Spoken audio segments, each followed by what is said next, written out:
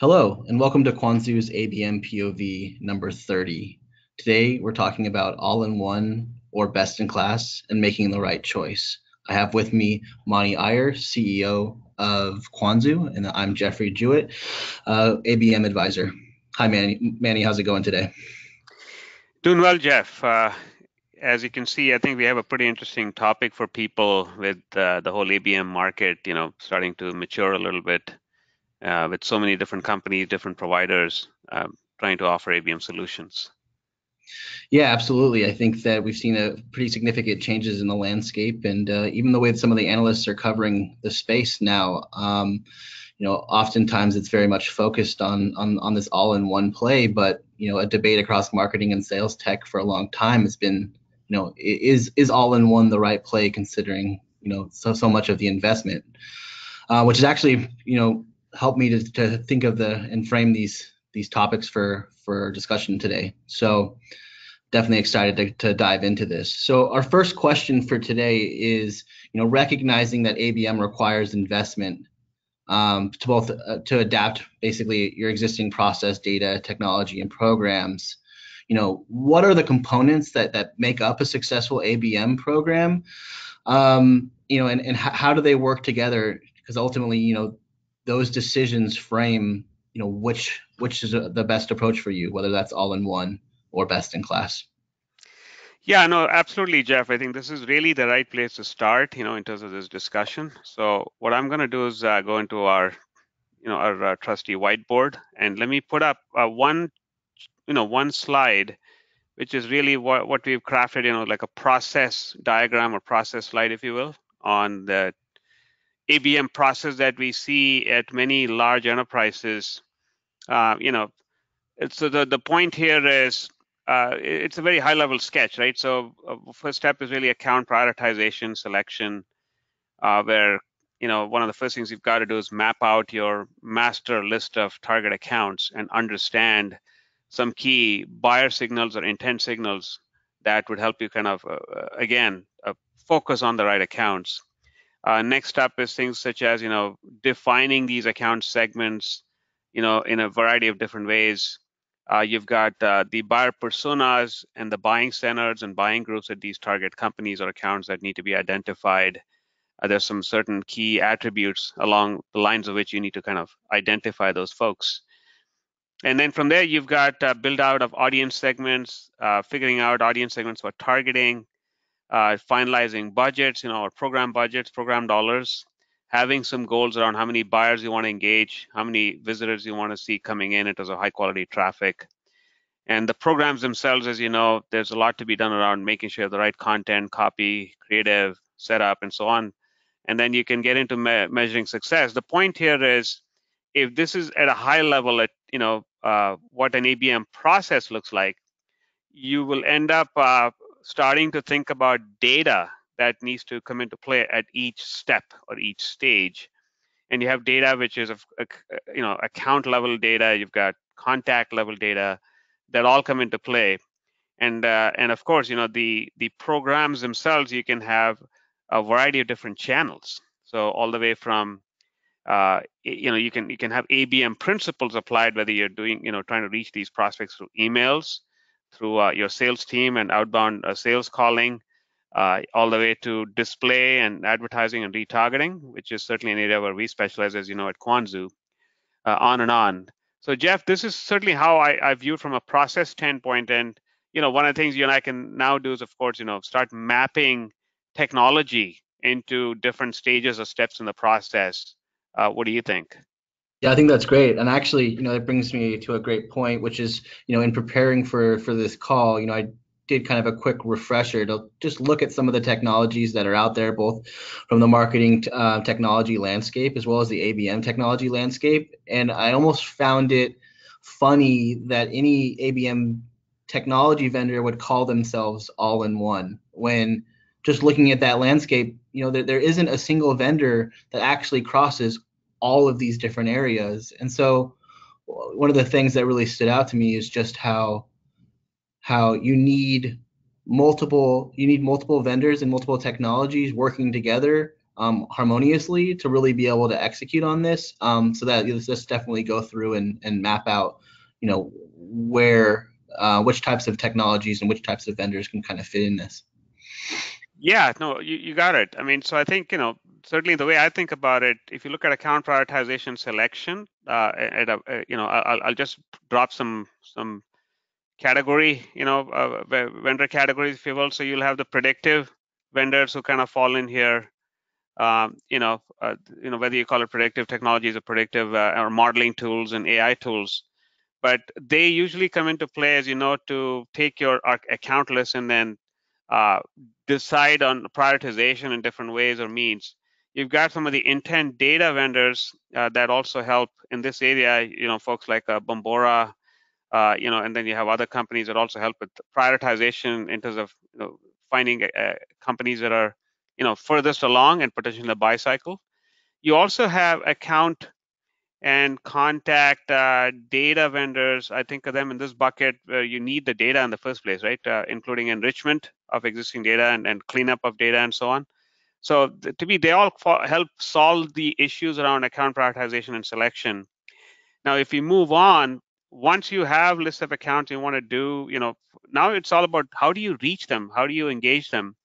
Now it gets interesting because you have segmentation. The segmentation, again, you have a whole slew of new vendors that come into play. For segmentation, you've got your CDP vendors, customer data platform. They do a good job, I think, here, whether it's a Lattice Engines or any of the other folks in that category. You've got, besides CDP, you have DMPs, like whether it's an Oracle Blue Kai or similar, that allows you to create so-called audience segments, right? So the difference is CDPs often manage your first-party data segments, meaning your in-house contact data, account data, and so on. And the DMPs are good at what's called third-party, where you have an account list and you want to find a pool of cookies that you can use for targeting purposes. So you have those kinds of folks, and of course, buyer personas are something you can, of course, meld into both the CDPs and the DMPs. If you think about then budgets, of course, budgeting, a lot of it is done outside. You also have tools for budgeting and planning and so forth. Now, the programs themselves, and you know this, Jeff, you can run them. Now you're getting into activation, and now for activation, it's just very much, in my view, it's really based on the channel. So if it's email-based programs, you're going to use your MAPs. If it's sales emails, you're going to use a SalesLoft or a similar Sales management. Yep. Yeah, and then you've got your good old, you certainly have now you have opportunity to ABM display and retargeting. You've got folks like demand-based, certainly that's an area where Quanzu plays in that area. On and on, right? So I think you can look at direct mail. So the point is, the content, copy, creative, etc. You now have program execution happening through a variety of different channels and tactics. And then you've got, for measuring success, you certainly need, ABM analytics that you can measure on your website. You certainly will want ABM insights, in terms of, what kind of account level insights can you glean, gather, and kind of share with your sales teams. Yep. And then you do a lot of iteration and optimization. Arguably here on measuring success, the attribution folks, right, like a Visible and similar also have a role to play. Absolutely. Okay. So I think you got it. It's really, you got to stitch together stuff here, right? So, and so one of the things we figured out at Quanzu was, you know what? We certainly didn't want to go and rip and replace all the kind of best-in-class, best-of-breed capabilities that many of these folks bring to bear. We figured out, okay, what are the niches? What are the gaping holes? What are the areas where we can kind of stitch it all together, right, across MarTech, sales tech, and ad tech? And that's certainly the Quanzu approach, and then the Quanzu adaptive ABM platform that we put together. Jeff? Yep, I think that I think all this makes sense, and it definitely supports just the finding and looking at the landscape that there's so many categories of vendors just within each one of these categories, from the creation and execution of campaigns. So each one of those is a different vendor, but not only just a different vendor, but a best in class vendor. When I think of sales cadence management, you mentioned SalesLoft and as an example, and they're a best in class sales cadence management. When I think of an MAP, I'm thinking about the Marketos and I'm thinking of the Marketos and of the world. Yeah. And when I think of attribution, I mean, there are best in breed attribution technologies, and each of these categories, there's a best in class player. And so when I think of an all in one vendor, that really it becomes kind of confusing. How can you be all in one? When really, that all in one play would have to be a platform play, and that platform play would have to replace some of these, behemoth players like your Salesforces, Yeah. which actually leads us to our next question. Absolutely. Yeah. Let me put up the next question. We can certainly go run through that. So the next question that I had was, so what are the essential pieces of technology to power these ABM programs? And we talked about quite a few of them, but what are the alternative approaches available in the market today to kind of piece these technologies together and ultimately build that stack of data, technology, process that's going to allow people to be successful in executing ABM programs? Yeah. So Jeff, again, I want to be clear when I know we framed this question pretty broadly, but to keep it more succinct and focused on certainly some of the areas where we are trying to bring value to the marketplace, right? So I'm going to put up our next kind of visual here, and we can kind of discuss that. This is around all-in-one versus ABM from the perspective of the ABM process and how we help execution around that process. And quite a bit is, as you know, in our case, it's around ABM display advertising, retargeting, and then all the related ABM analytics and sales insights we can gather and report on off of a customer's own website, right? So with that kind of scope in mind, this is certainly how we think about all-in-one versus adaptive, and what does it mean for customers going the all-in-one route versus maybe giving a closer consideration to an adaptive ABM approach. So the typical ABM all-in-one providers, vendors out there who propose that approach, from what we've seen, if you look at every step in the process, they try to do it all. So it's kind of going like a mile wide, maybe an inch deep, and not giving customers as many choices or options, right? And if customers have investment already in certain areas, they won't be able to leverage what they have, whether it's an agency partner, a marketing services partner, and their capabilities, whether it's existing technology and so forth. So talking specifically of tech components, left to right, as you can see, account selection. In an adaptive ABM approach, you would want to make sure the platform provider can plug in multiple predictive engines, be it from a Lattice or a Mintigo or you name it. There's a long list of predictive partners that you can pick and choose from. The all-in-one folks will say, you know what, I've got my own predictive engine, use it, and that may not be ideal. If you look at planning, budgeting, and costs, the all-in-one folks often roll up their costs into a single CPM. We think the right thing is for customers to know the breakdown. What are they paying for media? What are they paying for third-party data for targeting? And what are they paying for the platform or the tech, right? And the scaling there. On into audience creation. When you want to go global, especially large global enterprises, they'll find that they're better off having a partner that can pull in data from multiple sources. Certainly, that's something we focus on pretty hard at Quanzu, right? We partner with Oracle, BlueKai, Bombora, DNB, Kickfire on the IP side, and so on.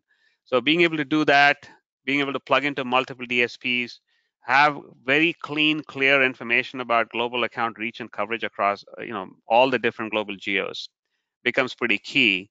Now, when it comes to actually media and ad delivery, instead of having a single DSP approach, as from what we know, several of the all-in-one folks basically tie into one single DSP. In an adaptive ABM approach, you would want to be able to plug into multiple DSPs because DSP is specialized by geo. You need a different DSP for APAC versus a DSP you can use in North America.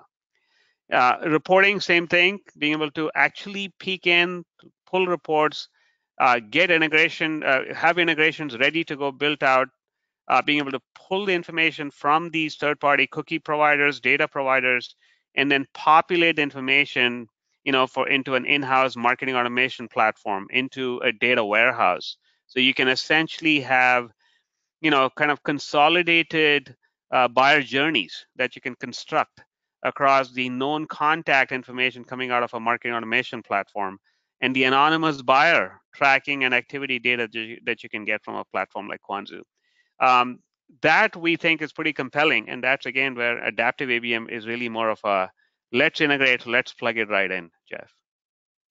Yeah, that makes a lot of sense. And one of the things that I see so often, and you touched on it briefly, is just that so many, especially in the enterprise, of these organizations have already invested heavily in one or more of these areas that kind of encompass that all-in-one section. And so when they end up going that all-in-one route, or if they end up going that all-in-one route with their ABM technology, they find that they're actually paying twice for the same thing. And the reason that they're paying twice is because the solution that was built into within their all-in-one solution wasn't a best of breed technology. And so more often than not, they're paying twice. And so this adaptive approach really makes a lot of sense in terms of avoidance of basically double dipping in terms of the fees to run those programs. The other thing that really stands out to me with respect to adaptive is that if for some reason I find that I'm not happy with one of these solutions, the ability to be able to rip that out and know that that's not going to destroy my entire program or my entire investment.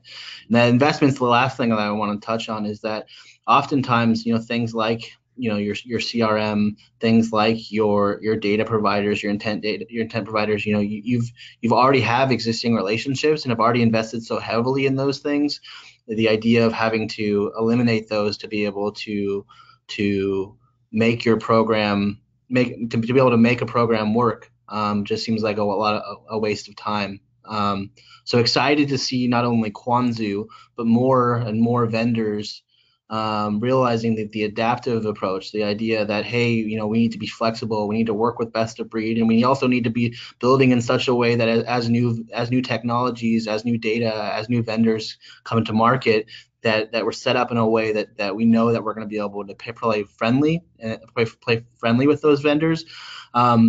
Definitely feels like the right approach to me.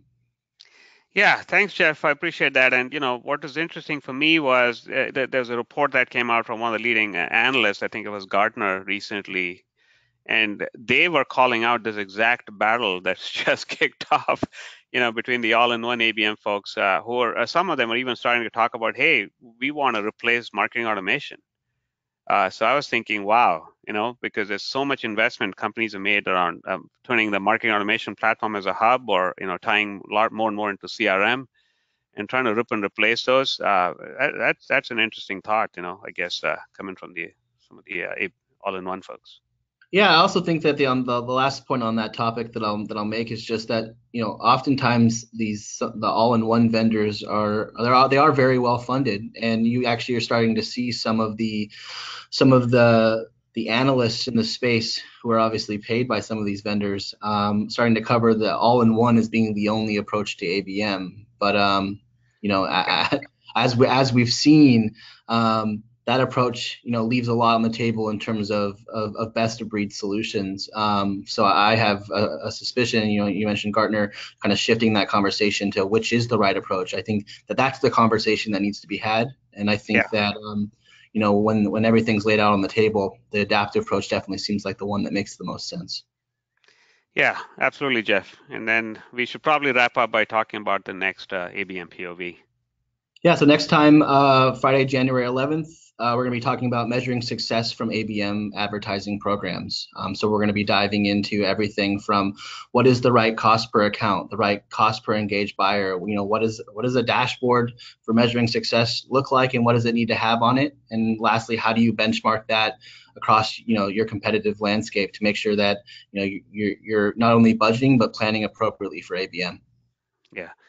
Absolutely, Jeff. Thank you. Have a great weekend, and yeah, talk to you All soon. right, talk to you soon. Bye. Bye.